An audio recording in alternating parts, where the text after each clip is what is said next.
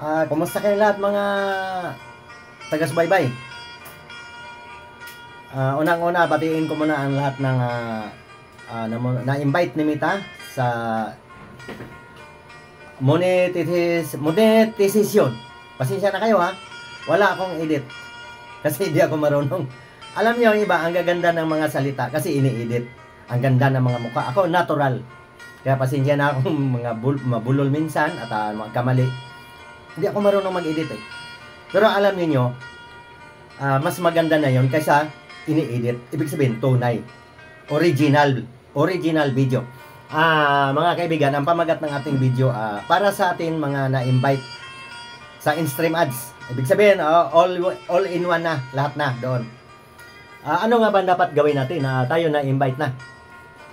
Masaya na ba tayo? Ganito mga kaibigan ha.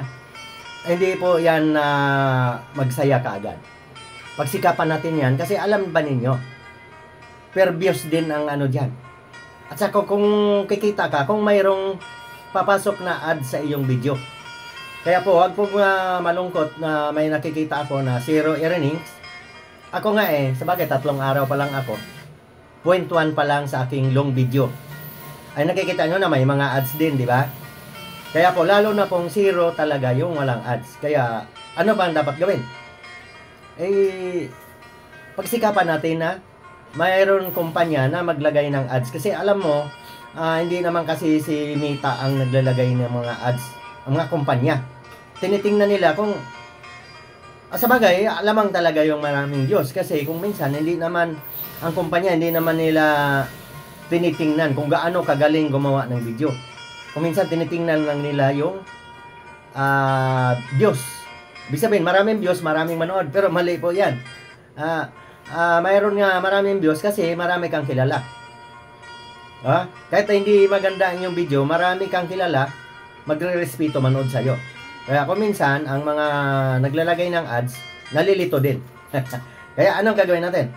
Lalong doble sipag sa pag-upload. Kasi konti lang din ako sabagay 3 araw pa lang ako, di ko pa nakita. Ang pumasok doon sa ating long video ay 0.1.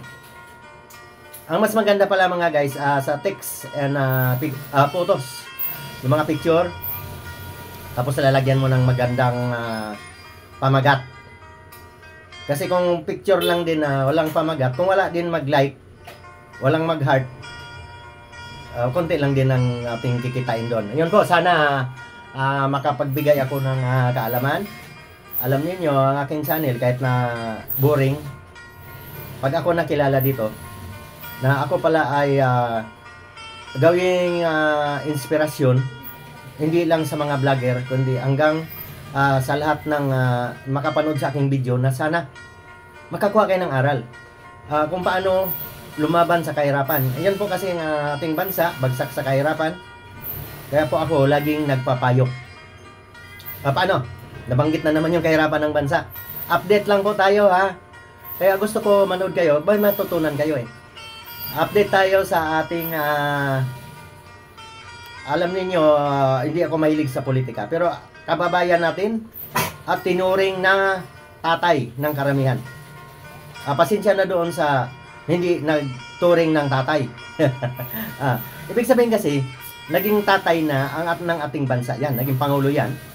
Kung ano man yung mga kinakaharap niyang problema, ibig sabihin, ituturing pa rin natin na Pilipino yan. Update po. Masayang balita at nagkita na yung mag-ama at kumakain nga daw sila kapon. Ayos naman. Hindi pa naman kasi yan hindi pa yan convicted. Kumbaga ano pa lang yan, isasalang pa lang yan sa mga paglilitis. Subaybayan po ninyo. Bawal po ako magbanggit ayaw ko pong mapagalitan ni Mita at saka ni YouTube. Sige, maraming salamat ulit at unti-unti na rin napansin ng aking channel. Alam niyo,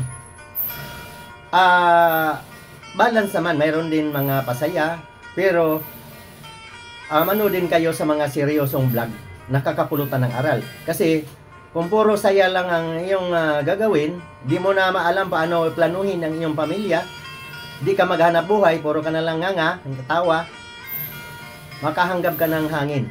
Kakabagan ka. Joke lang. O, sige po, ganun po talaga, balance ang tao. Ika nga, kung tumawa ka, malaki daw yan, gamot sa kalusugan. Maglakad-lakad, yun po, kasama daw yung tawa eh. Pero kailangan balance. Kasi kung tawa ka ng tawa, wala ka ng pambiling bigas, ano nang gagawin mo? Mag-antay ng ayuda. Kaya po, ang akin channel, lagi po akong nagtuturo kung paano maghanap buhay. Ang aking mga live, lagi ako nagtatrabaho at nagbibigay ng inspirasyon doon sa mga parang nawala na ng pag-asa. 'Di ba? Ang vlog ko lagi, hangga't may umaga, may pag-asa. Magsikap ka.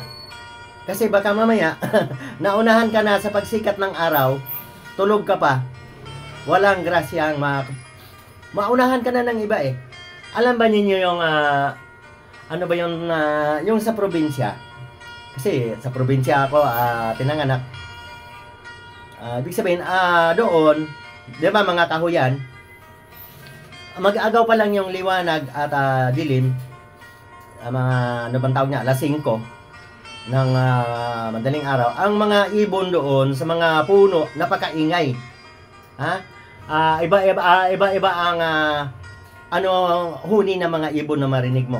Anong ibig sabihin? Ang mga ibon, nagpapasalamat sila at umaga na.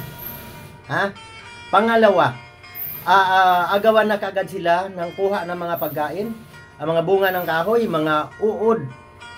Ganun po. Ganun din po dapat ang tao. Kasi pag naunahan ka ng pagsikat ng araw, nasubukan nyo ba? Pag mataas na ang araw, tulog ka pa, parang hirap na gumising. Ang ibig sabihin yan yung katawan mo, nasobrahan na sa tulog. 8 oras lang, okay na po yan. Sige, hanggang dito na lang at mahaba na ating video. Sobrang pangangaral, baka mainis kayo. Pero yan ang gamot. Ano ba yung gamot? Mapait. Pero pag uminom ka ng gamot, gagaling ka.